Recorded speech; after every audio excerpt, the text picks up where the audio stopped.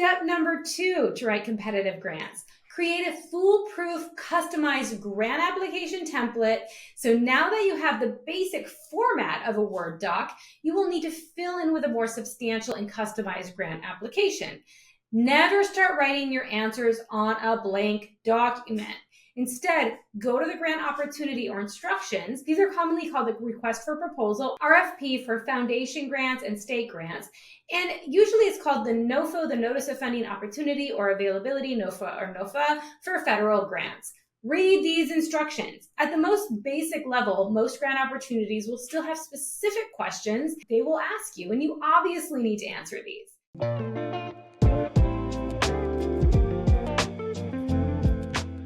Did you know that grant funding sources can receive hundreds or even thousands of grant applications for a single grant cycle? And I know this because I've been a grant reviewer for more than a decade. I know what comes in the door. It is definitely a dog-eat-dog world out there when it comes to grant applications.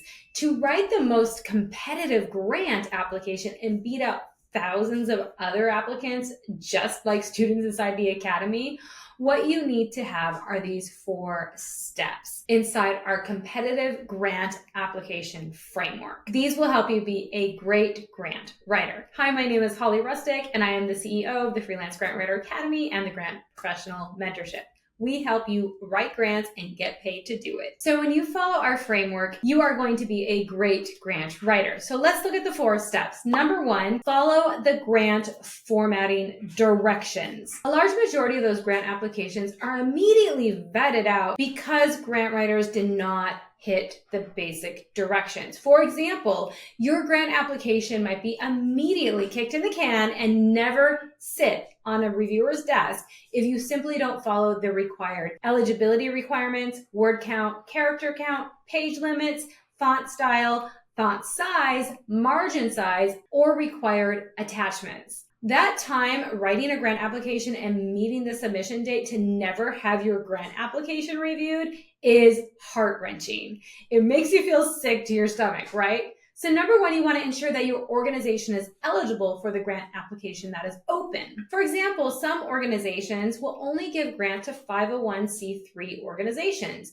or maybe organizations in a certain geographic area or requesting certain types of funding. So check eligibility. The other types of eligibility you want to check are what you want funded. For example, you might have the need for a vehicle or to build a community center. Check the eligibility requirements of the budget too.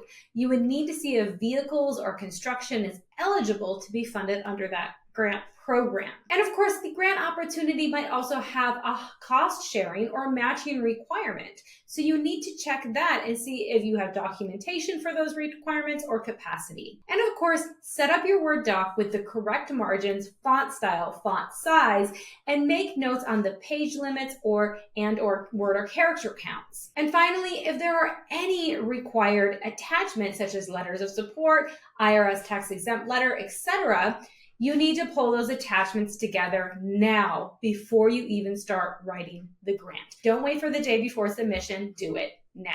I like to gather these as soon as we start planning the grant and before I write it. This is your foolproof basic template for the grant application when you have your margins, the right font, the right sizes, all of that constructed. Go ahead and open up a Word doc and do this after you check the eligibility requirements. And of course, make sure you have the required attachments if there are any required attachments as well. But don't stop there. When you're finished writing the grant, come back to this step, do it again, run a word count, run your character limit, make sure that you're still in boundaries there. Just do a select all and check if your document is the right size font. And sometimes if you're creating headers, those will automatically change the size and the font. So you might want to run this through again. Step number 2 to write competitive grants. Create a foolproof, customized grant application template. So now that you have the basic format of a Word doc, you will need to fill in with a more substantial and customized grant application. Never start writing your answers on a blank document. Instead, go to the grant opportunity or instructions. These are commonly called the request for proposal, RFP, and usually it's called the NOFO, the notice of funding opportunity or availability, NOFO or NOFA, for federal grants. Read these instructions. At the most basic level, most grant opportunities will still have specific questions that they will ask you, and you obviously need to answer these.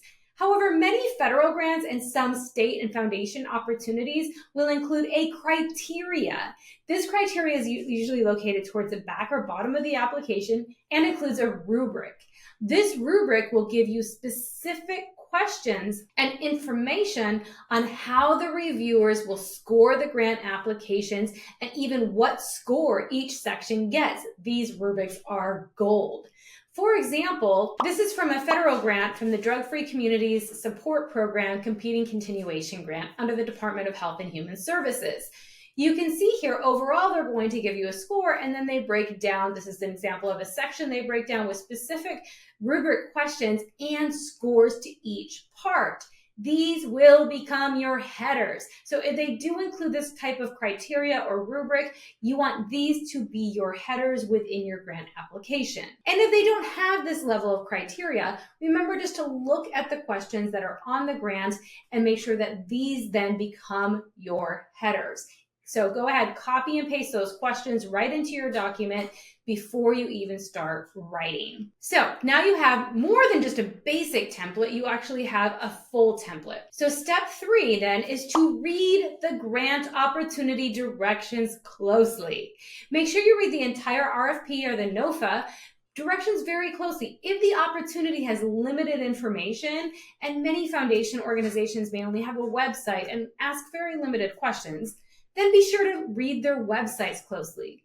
What you are going to have to review are the following: priority areas, mission and vision statements, any other grants awarded, and what type of language they are using. If the funder does have an RFP or NOFO, then you are in good hands, right? Inside are the grant instructions, and oftentimes they have a summary of the grant program and their priority areas for this year, this open cycle. And that is really important. That is actually gold. Find out which priority areas your organization's programs align with the funding source the best and highlight those. Use the same language as well that they use to talk about your aligned priority area. If the funder doesn't have these explicitly stated, then review their website. Find their mission statement, find their vision statement, and see any keywords that they use. Maybe you could implement some of those keywords into your narrative. If the funder also posts grant awards on their website, be sure to see who they funded and what they funded. That'll also give you an idea of how to position your grant. And of course, any geographic locations. And finally, look at the language that they use. For example, from the grant that we've been using, as an example from the Drug-Free Communities, their purpose is, the purpose of this program is to support the efforts of community coalitions who work to prevent and reduce substance use among youth. If you have been using the word substance abuse in your normal copy, I would switch to using their verbiage, substance use, and other tweaks like that. You want them to see themselves in your goals and your programs, but moreover, you just want them to understand your program with the language that they're commonly using. And finally, step 4, use a master grant application to answer questions. We highly recommend utilizing a master grant application template to easily fill out the RFPs and the NOFOs and the grant applications. So once you have your document, you've already made sure you're eligible, you've done your margins, all of the things, and you've put in your headers and everything utilizing, remember the grant, and you looked and you made sure everything prior, you know what language to use.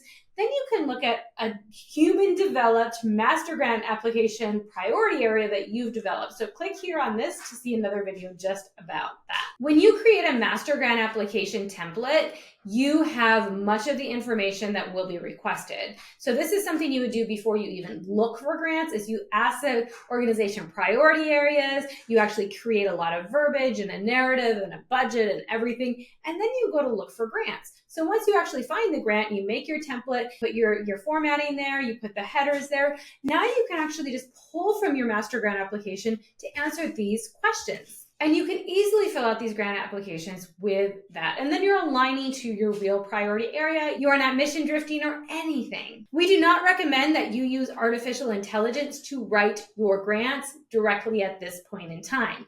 If you do not have a master grant application template that you have your human written words first, then you are going to confuse AI. You're going to put in things, it's just going to regurgitate the questions or answer the questions with a scope of work that may not be appropriate for your budget or your organization. But some people do like to utilize the master grant template that they've created that is separate from our competitive format.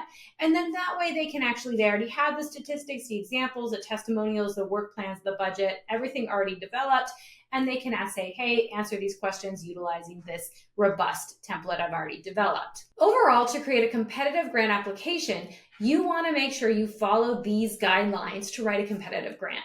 These steps will make you a great grant writer and stand apart from those who are just answering the questions on a blank page, have no format, no nothing. Don't try to add extra pages or content either, thinking it will score you brownie points with reviewers. It won't. Remember, follow the instructions, create a foolproof document, read the priority areas closely, and utilize your master grant template application to write a competitive application. By following these directions and these steps, your grant will now be very competitive and stand out from the thousands of other applications. Be sure to subscribe to our YouTube channel for more of these goodies.